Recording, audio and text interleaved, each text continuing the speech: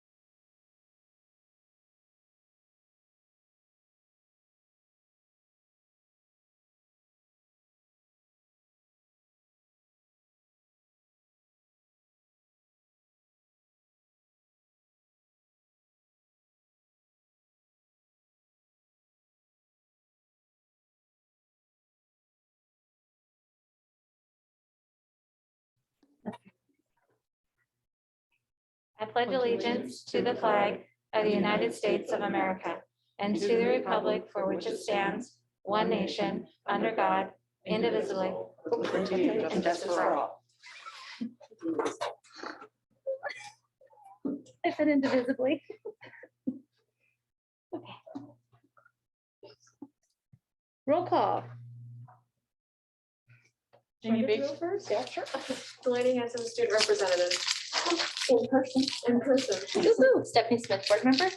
Jody Thompson, board member. Bernadette Bauer, board member. Jamie Bailey, board member. Ryan Cristelli, board member. Chris Nesbitt, superintendent. Billy Crawford, staff. Caleb Bogart, staff. Mark Keating, staff. Lisa Arnold, staff. Wendy Belvin, staff. Marilyn Curl, staff. Candace Goldsmith, staff. Eric Smith, staff. Approval of board minutes. I'll make a motion for the approval of board meeting minutes for February 9th, 2022. I'll second that. Has been motion made and seconded. All in favor? Aye. Oh, sorry. Is there any discussion? I apologize. Okay, opposed? Motion carries. Okay, letters. We have 3 letters of hire.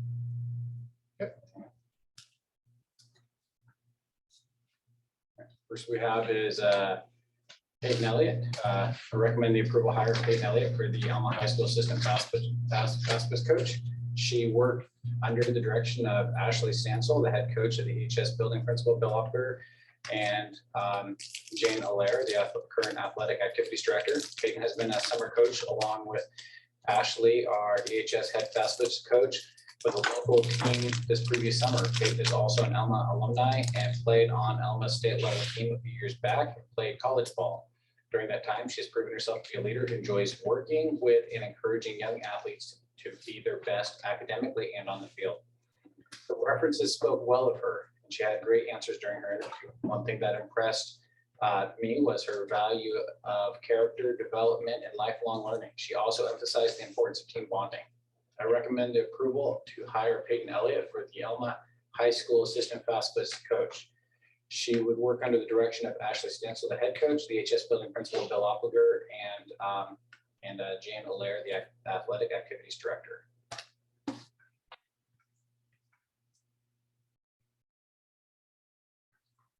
Yeah, Isabella Cristelli.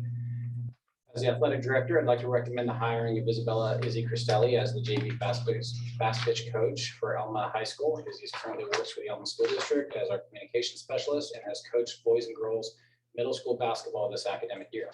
Izzy brings a dominant athletic background to our district. She played collegiate level softball at George Fox University and also rowed at the Washington State University women's rowing team that placed nationally for the first time. Izzy has consistently impressed me with her ability to make everyone around her better. Her experience as a player and athletic coach will be a huge asset for our Elma High School basketball program. I feel confident in recommending Izzy for the JV coaching position because I've seen how she has established and maintained a positive atmosphere on her teams. She has demonstrated support in diversity, equity, and inclusion, and her abilities to coach with clear expectations and accountability. Additionally, she is committed to supporting the head coach's philosophy, providing instruction, mentoring, and competitive strategies. Please approve hiring Izzy Cristelli as the JV basketball coach for Elma High School. That's sincerely Jane Allaire. And last is Eric Hiles. As the athletic director, I'd like to recommend the hiring of Eric Hiles as an assistant track and field coach for Elma High School. Eric is currently a teacher at the high school and has a positive and professional rapport with staff, students, and our community. Eric turned out for track and field while he attended Elma High School and has also been a volunteer for over the last 10 years. I feel Eric will be a great addition to the coaching staff for Elma Athletics and will be able to manage his time well with what is required for the position. He has a solid understanding and knowledge of athletic preparation and injury recovery. I also like that Eric will promote track and field in a broad range because he understands how the variety of different events can help athletes become better in other sports as well. Please approve hiring Eric Hiles as an assistant track and field coach for Elma High School. That is from Jane. Thank you. Okay, consent agenda. I'll move for the approval of the consent agenda. I'll second it. And a motion made and seconded. Is there any discussion? I'll be abstaining. Okay. Go ahead. I'd just like to note a special thank you to Chris Aiken for some outstanding coaching that he has done for the district. So Thank you for that. Thank you, Chris. Okay, so there's been a motion made and seconded with the Ryan, board member Cristelli abstaining. Is there any further discussion? All in favor? Aye. Motion carries. Okay, discussion items. There's social emotional learning. We have Miss Belden and Miss Arnold.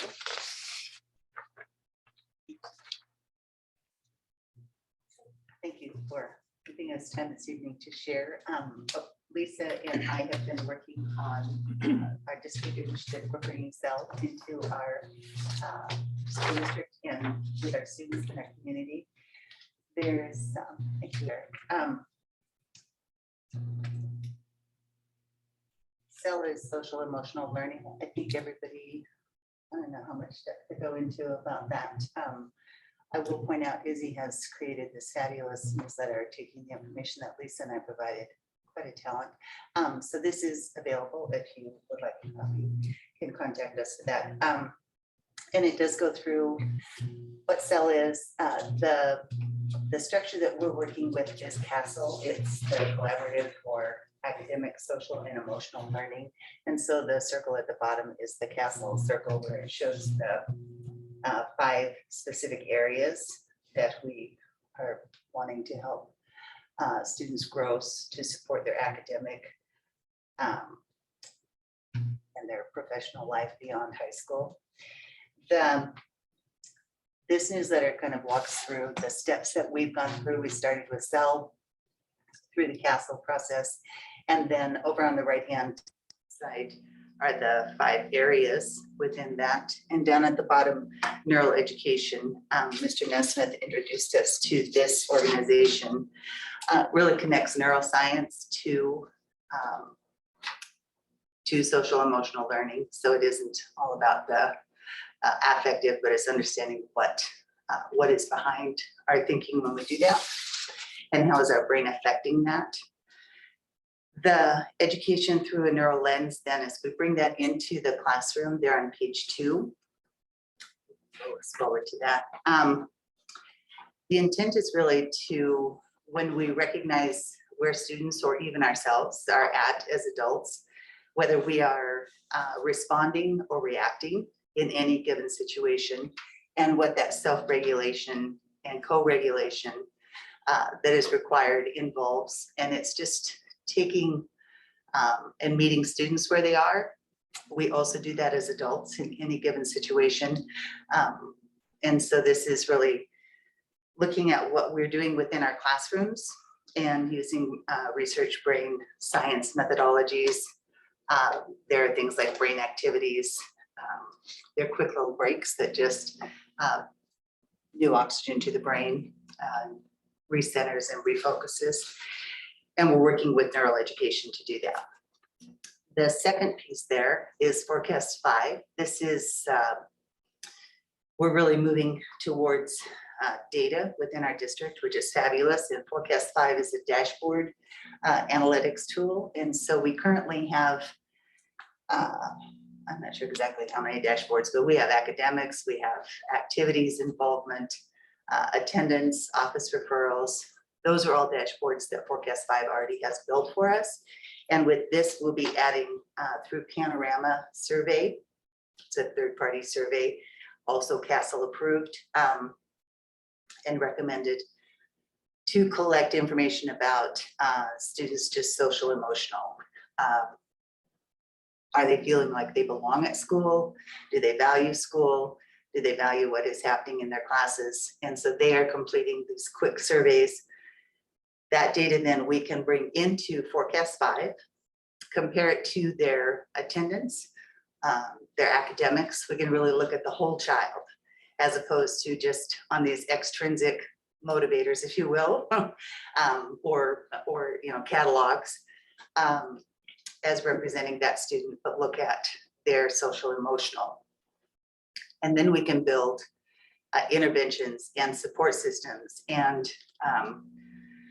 those additional types of activities that really meet where our students are at. So it isn't looking at the hardships of the students, but also looking at the strengths of the students so that we are building the best possible programs to meet their needs. The next section is has been an ongoing, the brain-based classroom. Cell and how the human brain operates. That was our summer institute session. We actually had Kieran come in. It was a virtual Zoom. He is wanting, and his team of champions, they're champions, are wanting to come back for our summer institute in person, which I'm really excited about. We'd love to have them back. We have been participating, there's Delaney has been participating in our book study with Kieran and his team. It's been about every 2 weeks that we read certain chapters out of this book, and then there's discussion through Zoom on that. So we've been ongoing with that, and we have about 6 other staff members who have also been participating in that book study. And then the bottom piece of that just walks through the brain and just what the different parts, and that's an important piece for as we're wanting students to understand They're social emotional. And with the last implementation workshop that I participated in with the neural education, they talked about just using simple children's books to help even adults understand how the brain works, because I didn't study neuroscience, so some of these terms are a little new for me. And so this is just a wonderful strategy that they recommended for getting more comfortable with. And the better we understand how our brain works, the better we understand how to co-regulate and self-regulate. Steps going forward. Lisa and I have applied for a $30,000 grant with OSPI to support Castle approved curriculum. And it comes with training for our staff. So we've selected 3 different programs. I'll talk a little bit more about those. The cell panorama data view that's on the little screens there by the forecast 5 will take the survey data from panorama and we'll be able to import that into forecast 5, but we also can use the data specifically through panorama. And they're providing teacher training on March 21st on our late start. Any of our teachers can sign up for that if they're interested in understanding the data and what's available and just their students from a different perspective. Beginning next school year, we'll be able to take that cell data. This is our base data, bring it into the forecast 5, look at it in a data cube with the other variables, attendance, academics, and really see if there's one factor or other factors that we could do to improve students' experiences. The summer training that's offered, they are offering champion training. So that's just how to really implement the brain-based activities. If we could get a few staff members, teachers who are really interested in bringing this in, or other staff members, or then we could start doing some train the trainer kind of things and showing how this has influence within student engagement. The summer grant application, Stephanie, you had recommended to us once earlier this year, conscious discipline. That is a CASEL approved one. It sounds like it's more for assistant principals. It is not. It's very much an adult oriented, changing the way you're thinking and how you're approaching and whether you're reacting or whether you're responding to a situation, and how to be proactive to keep the mindset so that it's a growth mindset and not a child mindset of like I planted my feet, I'm not moving kind of thing. The other one is Mind Up. It's for grades pre-K through 8. Again, it's an adult oriented program. They would go through training so that they can implement that within their classroom to have effect on increasing pro-social behavior and executive functioning skills, those kind of things. And then the other one is EduGuide, which is grades 3 through 12. We thought, we looked at all of the programs that were available. We have tried EduGuide before, but that was when we were remote. And so students were kind of left to their own device, whether they chose to participate or not. We have not used that. We did not use that to its full potential. With EduGuide, it's grades 3 through 12. And it does provide complete lessons so that it saves teacher time. And again, with the 3 options, it wouldn't be that the staff would do all 3, but hopefully one of those would fit their style and their personality so that they were able to adopt it and bring it in to their classroom management and their structure. And then we're in the process of summer institute planning. And again, Kieran is with neural education is excited with us to come back in and to meet with us in person and share more specific strategies, such as the actual activities that you can implement. It doesn't have to take away from the learning time. In fact, an investment with this of 3 to 5 minutes actually increase the learning time. So, and that's where we're at with this. Any questions?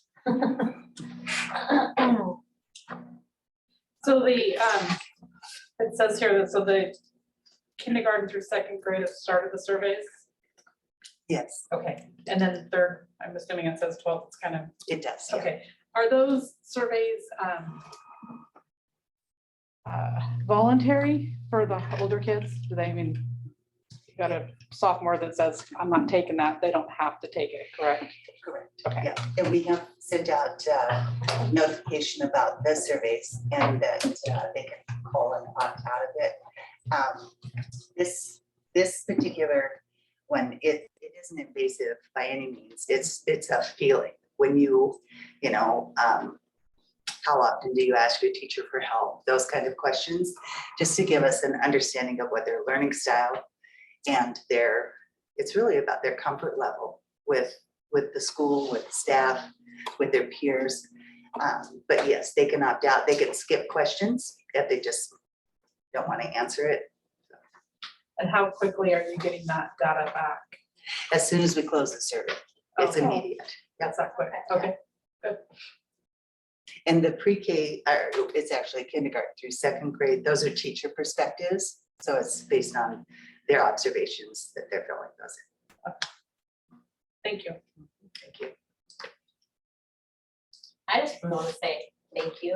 I mean, I love all the things that the district is doing, but this is my passion one, if we had to pick one, because I think it really is the foundation that everything else builds well off of.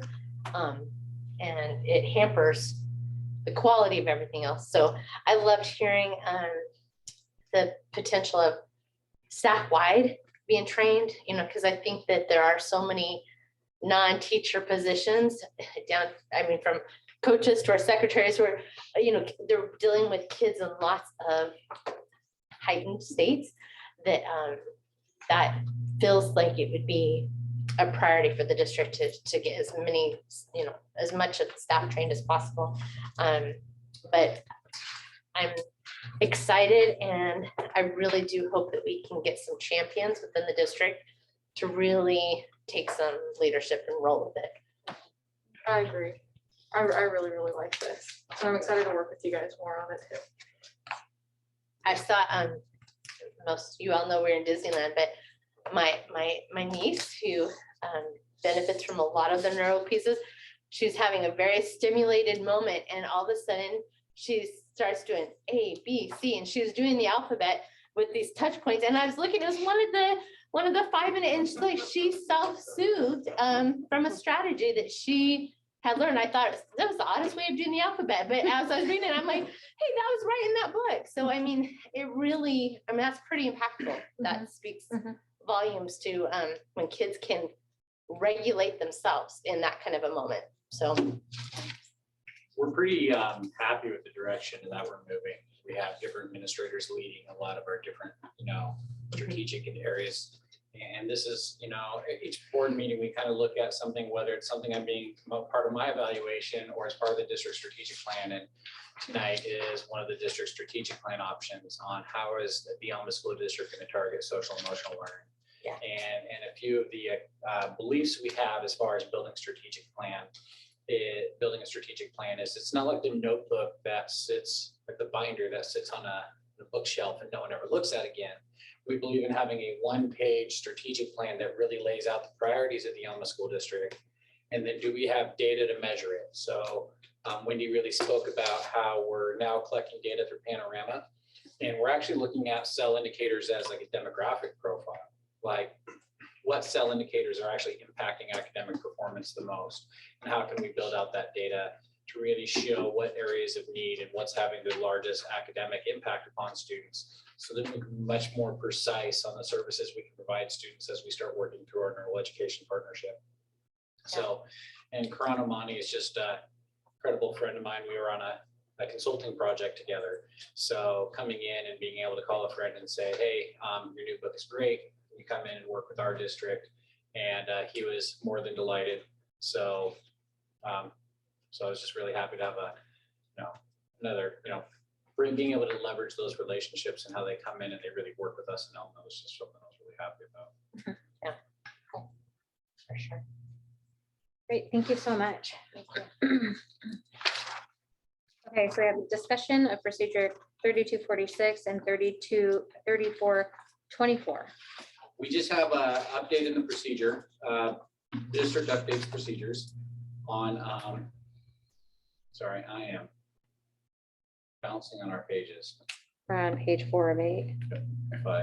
Okay, so 3426 is an update on a procedure on our restraint. Mhm. And if you scroll down to page 6 of 8,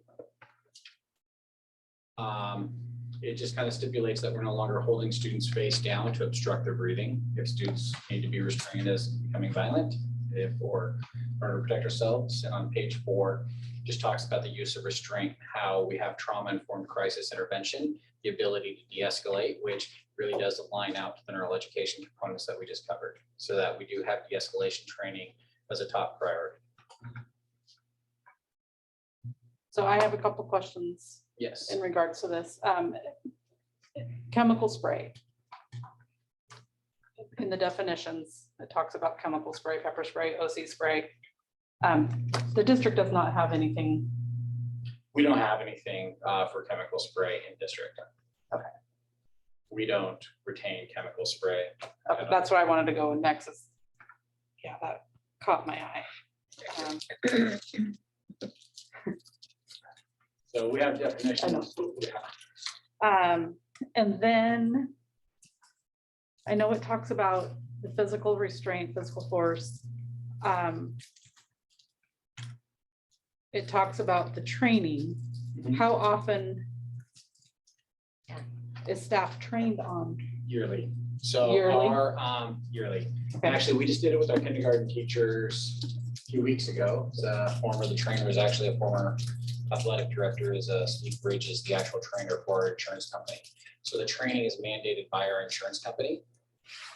And it is ran by through Clear Risk, our risk management, runs the training. It's called Right Response. And our teachers are trained every year, have to be retrained in de-escalation procedures. And a lot of it is kind of self-protection procedures, like when students are hurting themselves or trying to hurt others.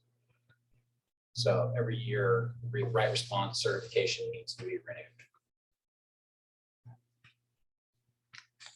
My head goes completely different when I look at physical restraining and whatnot. I think in your line of Of course it work, does. line of work are, So I just want to make, I just wanted to make sure that Wrong road. when I see, when I hear of physical restraints, that we're not going to a level 1 defensive tactic where we're taking a kindergartner down. I think in our industries, it's a bit different. I know, but I, And also probably for Ryan's industry as well. So your two industries. Not even apples and oranges, apples and grapes. I know, I'm just,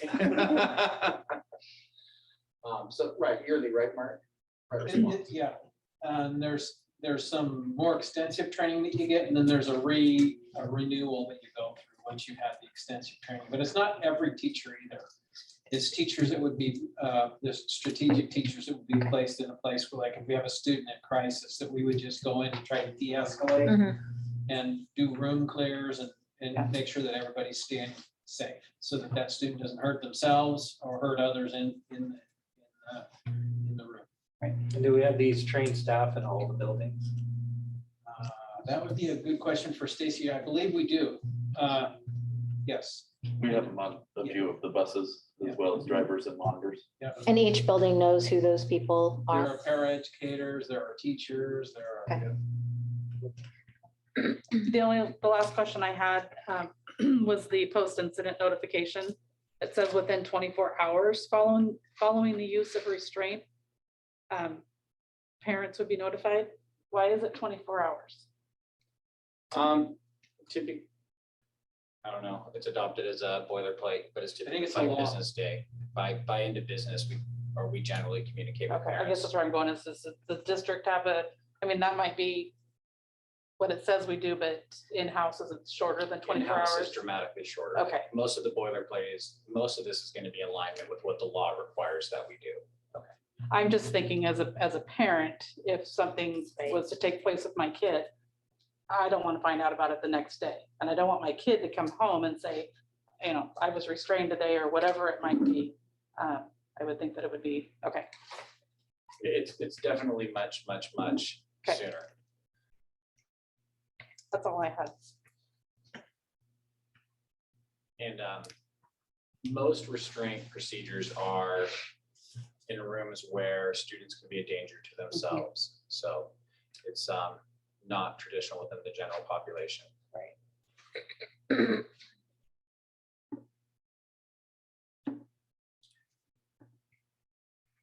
All right, and new procedure would be 3424. And this would only be adopted in response to the board policy adoption. So this is a new board, WASDA board policy coming out. Not just, I mean, we're seeing it in the Elma School District, but we're also seeing it state nationwide, is the increase of drug use of students. You know, and it's really been kind of a known byproduct of students being at home and now, you know, their parents at work and now coming back to school.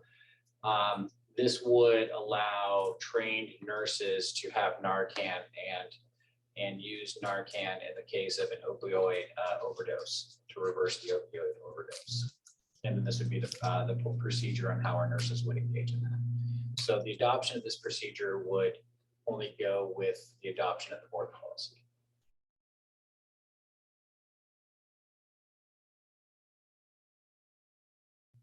And the policy's not out there yet. This The is just kind of a policy preview of, Later in the agenda. okay. And is it only a nursing That's what I was gonna ask. staff? Yeah, we would only have our nurse exhibit. It's only our nurse is the only person in the building trained to. So This is nasal. hypothetical, what if your nurse is not there that day and it's needed? We wouldn't be able to use it because we could only give it if someone's trained. But without the policy right now, we couldn't give it even with the nurse. Are you asking, Jamie, because I think I'm leaning to the same thought, is there an option to train a secondary person besides a nurse, or do you need to have at least the credential of the nurse? My understanding is you still need to have that level of Medical training? to give any type of medicine, I think outside of like EpiPens, but this doesn't give us the same leeway like we get as an EpiPen, right? This Because is- it's both intranasal and auto injectable. Yeah, this is currently much more restricted. This is a new realm for school districts for carrying Narcan. So I think on first round, it's exclusive to nurses for the time being. Because I personally, you know, our local police, they're all trained in it by the health department, came in and trained us all on it. Definitely And see, In my head, so. And I just think that at some point, we definitely need, you know, our administrators should definitely be trained on it. So we're not, I mean, in the presence of an actual opioid overdose, that we're not. we're not rushing around trying to find the nurse. There's always an administrator that's close by. And administering the nasal is a very simple process. So I would definitely feel more comfortable for our student safety if administrators also receive that training through the health department. I agree. I agree We as can well. completely and totally investigate, and I think that all exists within the procedure. Okay. So we can have that expanded within the procedure. So if once the board policy is approved, we can always expand. Update the procedure, okay.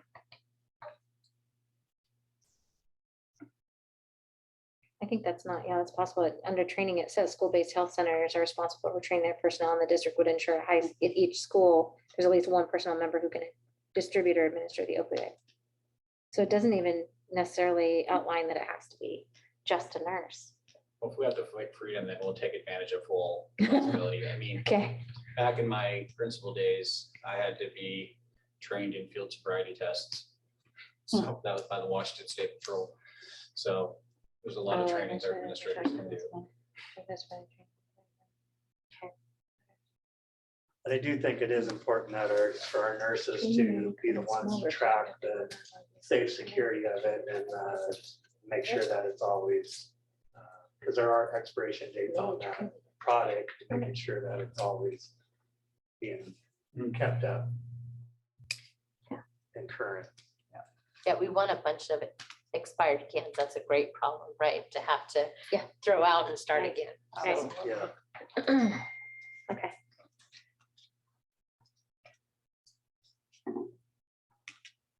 Let's just discuss discussion, so.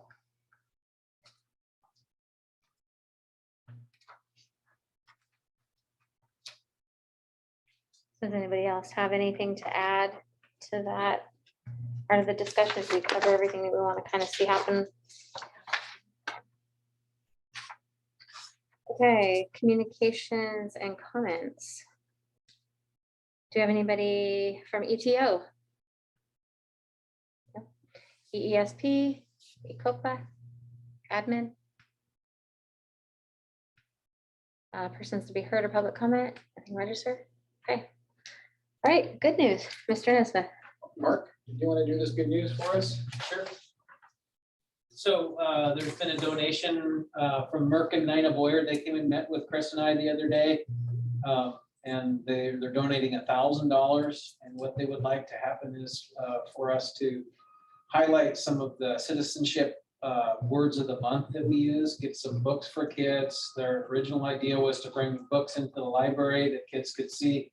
But we also have the student of the month, and so we're thinking about incorporating it somehow with the students of the month, so that each student that earns one of those is student of the month for, let's say, gratitude, gets a book on gratitude, and they can a book that they can bring home, and it kind of goes along with the social emotional piece that Wendy just got done talking about. So we're just now investigating, and we still have to purchase the books. We got to find some books out there, but we'll be able to find something, put some time towards it. But it's going to be a great project. Great, thank you to Merck and Nina. When you guys get close, we did a fairly significant purchase for the daycare on this with some ECAT funds last year. And so I have some great resources to be able to share with. Push it my way, because we're ready for anything. Okay. Yep. All right. Perfect. Okay. And contact Heather. She's kind of spearheaded that. Okay, I will. Thank you. Okay, thank you. New business. Approval for the board to authorize the superintendent to work with the Stevens Clay Law firm to have the school district join the pending vaping lawsuit against Jewel Altria and the successor Philip Morris. Why that feel like a mouthful? So the Stevens Clay Law Firm is the Washington State legal firm representing a national class action lawsuit regarding the overmarketing. We have a huge student use now of vape pens and e-cigarettes, starting to become a serious management problem within it. And this would just give the school district the authorization to begin joining in on that class action lawsuit. There's no cost to the district.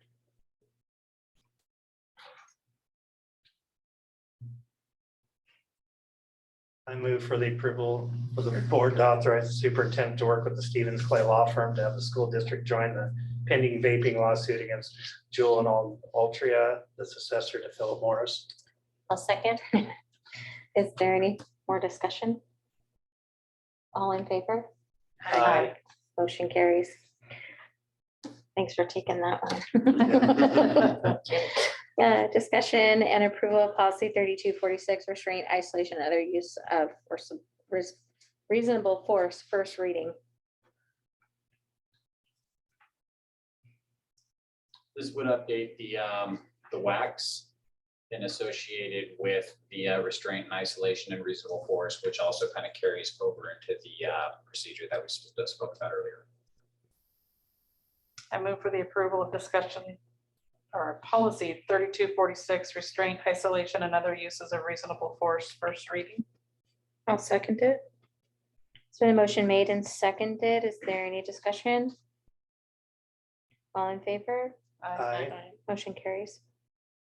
We've had discussion and approval to adopt policy 3424, opioid related overdose reversal, first reading.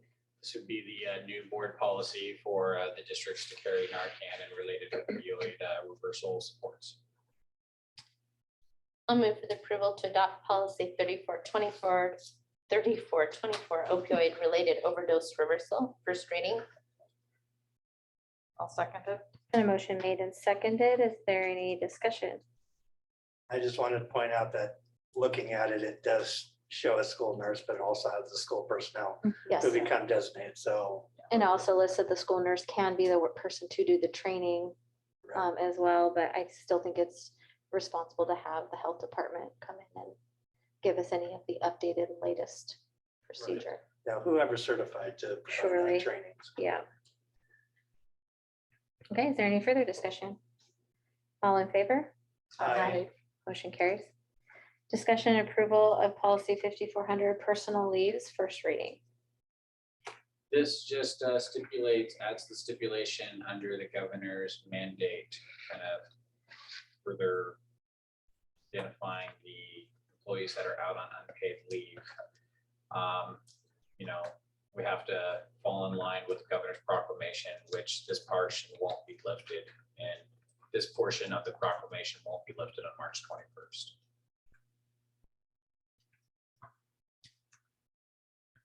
Chris, do we think it's emergency proclamation? I mean, do you think he will lift it after March?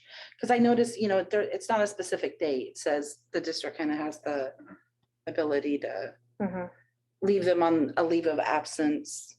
It doesn't say, you know, like they only have a year or they only have. Yeah. It no doesn't time. say, and I Okay. don't necessarily know if this is the new WASDA recommended policy.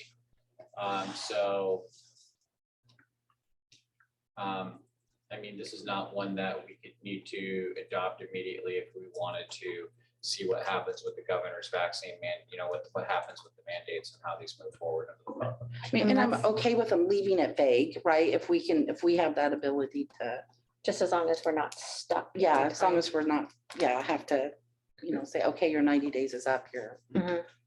So if they leave it vague and we can keep it open. What's the harm in not doing anything with it right now until we see what happens? Nothing. Nothing?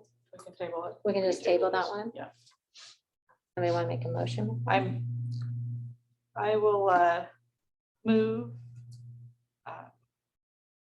to table the approval of policy 5400 personal leaves, first reading. I'll second it. A motion made and seconded. Is there any further discussion? All in favor? Aye. Okay, motion carries. Discussion and approval of policy 5410 holidays, first reading. This is with the adoption of, under Washington State, the recognition of Juneteenth on June 19th. So do we even go to school through that day? Well, we don't, but it will affect your full-time employees, your this is right. 260-day employees. And then Thank you for that. also, it doesn't specify, would we have to open up contracts again to look to see if this is a paid holiday or just a national? Well, we actually already have contracts Okay. open right now, and the only contract that is closed has already bargained Juneteenth as a contract. Okay. Okay, So we already have one bargaining group who has bargained that as a holiday. And following the federal recognition. Right, So, right. nope, we actually don't have to do anything. Okay. thank you. So I'll move for the approval of policy 5410 holidays, first reading. I'll second that. Been a motion made and seconded. Is there any further discussion? All in favor? Aye. Motion carries. Discussion and approval of policy 6220 bid or request for proposal, first reading. This just kind of clarifies some of the language on adding public works and non-federal through some of the requirements for our own long-term facility work that we're engaging on to make sure that we're using that funding correctly. It removes the state improvement grants, kind of clarifies on what's local, what's federal. So this is just updated in accordance with the processes that we're moving forward through in our long-range facilities and our price analysis work. And was updated with WASDA recommendation. Yes. So this was a recommended update through WASDA for the work that we're doing.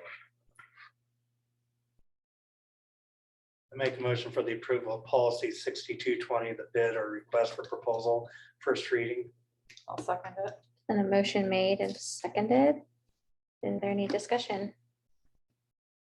All in favor? Aye. Motion carries. Okay. Enrollment. All right, our enrollment is still sitting above our budgeted enrollment rate. We're finishing currently sitting the year at about, on an average of about 1,488 students. So currently we have trying to find my ALE numbers. We have a open doors enrollment of about 68.25. And we're actually seeing a big push of students that are in our online school coming back to our in-person learning. I've been hearing that in the community, that there has been several kids that will be coming back. We are excited to have them. Mhm.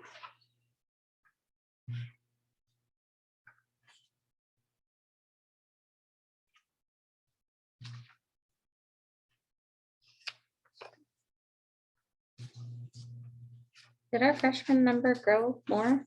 Do we have more Yes, students we've grown in 9th grade. We've decreased in 10th in grade. 10th grade? Okay.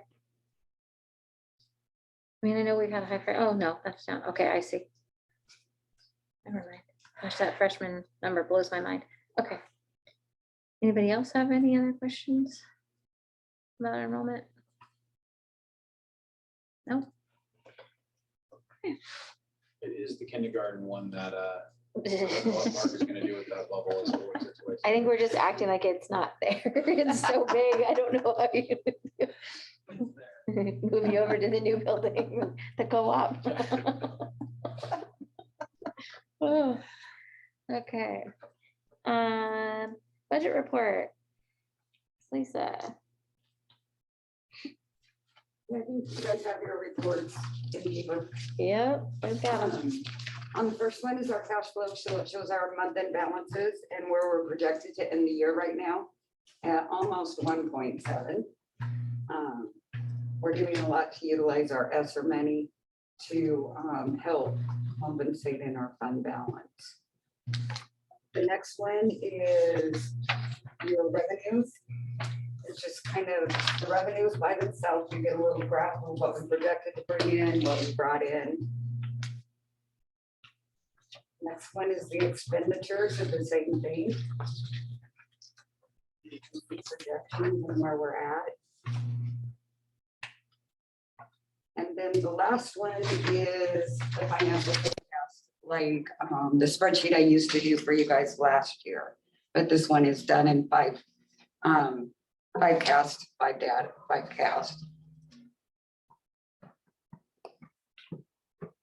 Any questions on any of the reports?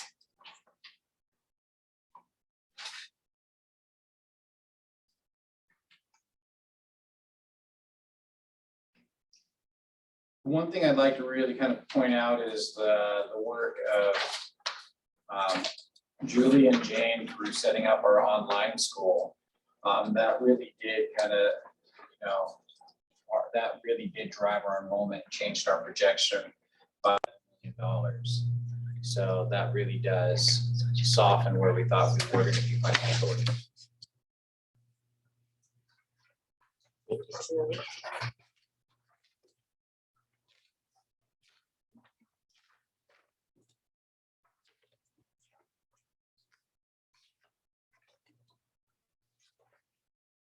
We're still looking at expanding that option of learning to other outside our district. We have a few things that we're not totally ready to present yet. We have a few contracts that we need to finalize. But yeah, the ultimate goal is to have opened up for out-of-district students to receive services through our online school. We do feel that the new Eagle Sky Virtual Academy is a really strong, educational resource for students, both in district. And we have a few options that we're not ready to talk about yet, but we will be ready to talk about soon. Okay. Thank you, Lisa.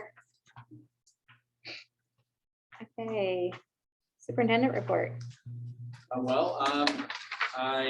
For starters, I want to kind of announce it was really a great opportunity to represent the Elma School District with 3 other states, superintendent from Texas, students, Mansfield, Texas, just south of Dallas, Coaxie, Athens from New York, kind of upstate New York, and Central Cass School District, right outside of Chicago, Illinois, and the Elma School District, representing on a lot of the new data dashboards that Eric has been building on how we're measuring student success and achievement using kind of these data-driven resources on what drives post-secondary performance. So we did our first round of data in October, and in April, we're going to show you a new round of, kind of the closer to done model on what student data we have to really look at how we can provide services and supports for our students.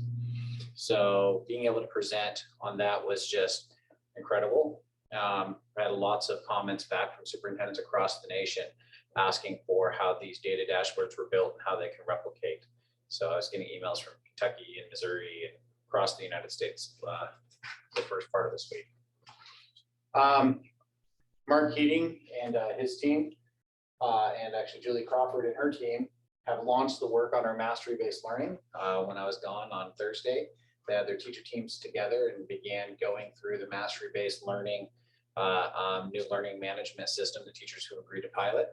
And I really want to thank Mark for his leadership on kind of working through that process. Their next team meeting is on March 3rd.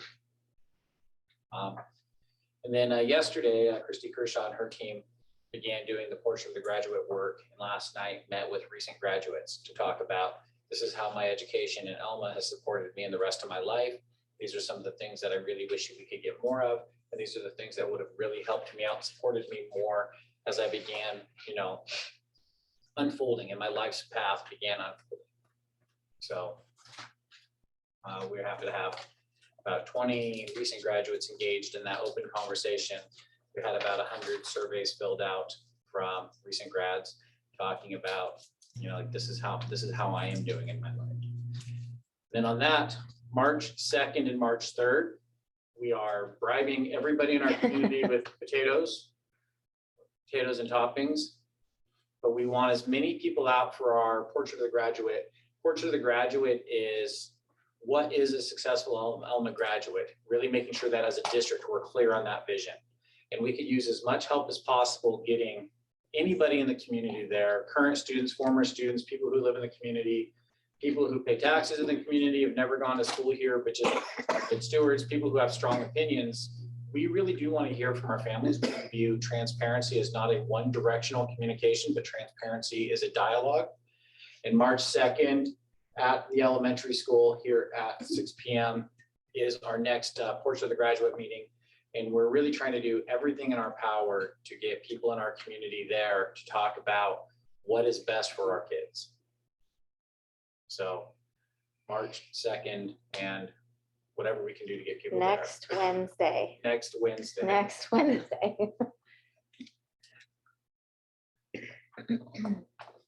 So that is my report. Great, thank you. Chris, are either one of those nights gonna have more Spanish speaking support? March 3rd is fully in Spanish. Okay, And actually, we have another Portrait of the Graduate, Portrait of the Graduate meeting on March 3rd, fully in Spanish. We have enlisted the support of Ms. Karina Brown at the high school. Actually, I meet with her tomorrow as we go through what that would look like.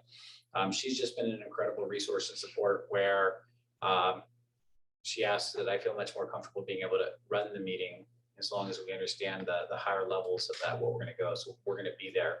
We did one in January in Spanish, and we just had an incredible involvement of our Spanish speaking families. thanks. So March 3rd is fully in Spanish, March 2nd is in English. Okay.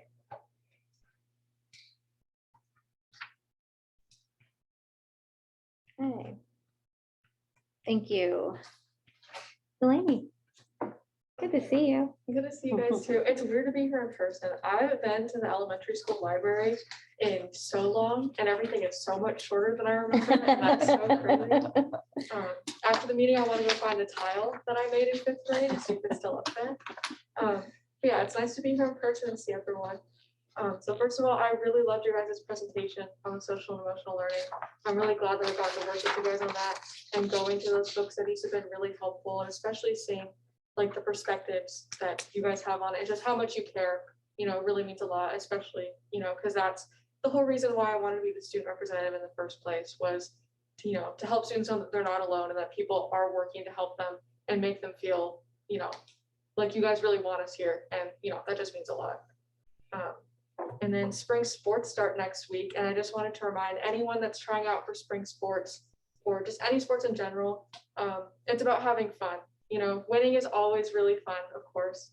But, sports are supposed to be fun. They're supposed to have a good time being with people that enjoy the same thing as you and really just kind of removing some of that pressure off yourself, because I know the community support is incredible. And I know a lot of times how incredible that support can be can lead to a lot of pressure.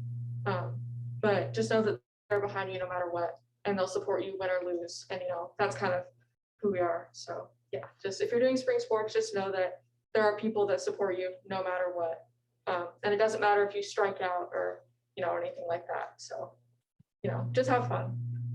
Tomorrow, the FFA officers are going to talk to the 8th graders about CTE specifically, but also just kind of high school in general, because especially, their last full year of school, I believe, was 5th grade. And, going into high school now for them has to be really scary. But, talking to them, there are people working behind the scenes for them. There are people that care. There are people you can go talk to.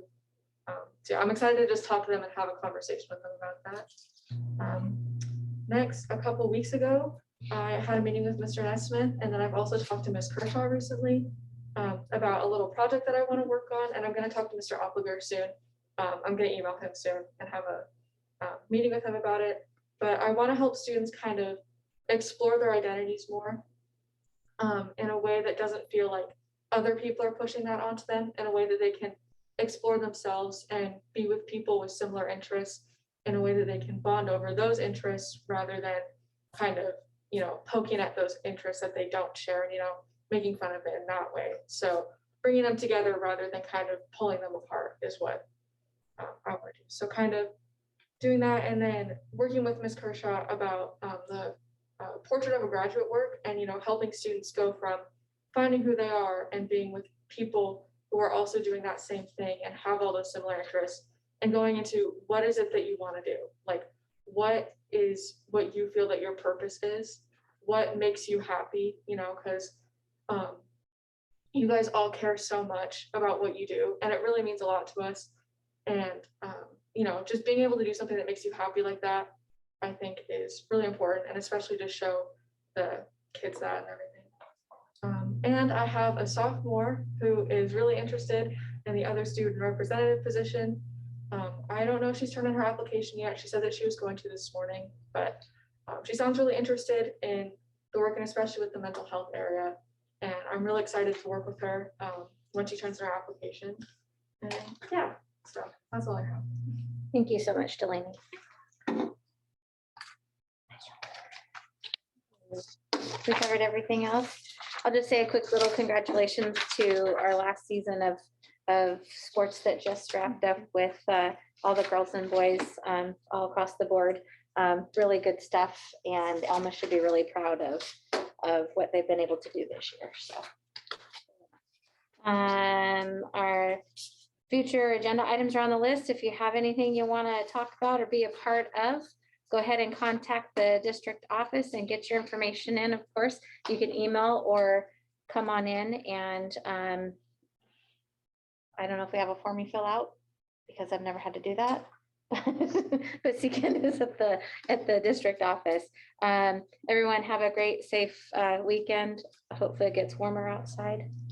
And we're going to go ahead and move into executive session, I believe, for about 30 minutes to discuss the review, to review the performance of a public employee for 30 minutes, no action to be taken. Be back at, we'll give ourselves a few minutes to kind of get moved over. So we will begin executive session at 7 p.m. and we'll be done exactly at 7:30 p.m. Okay.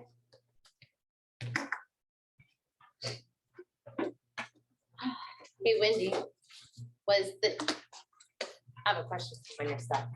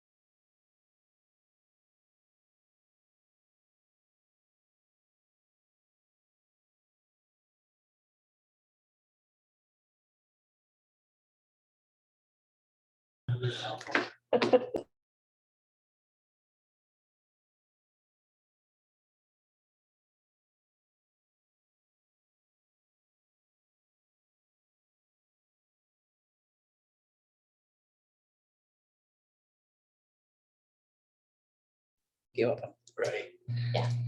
Go ahead, Okay. Brian. So I make a motion that we adjourn the meeting.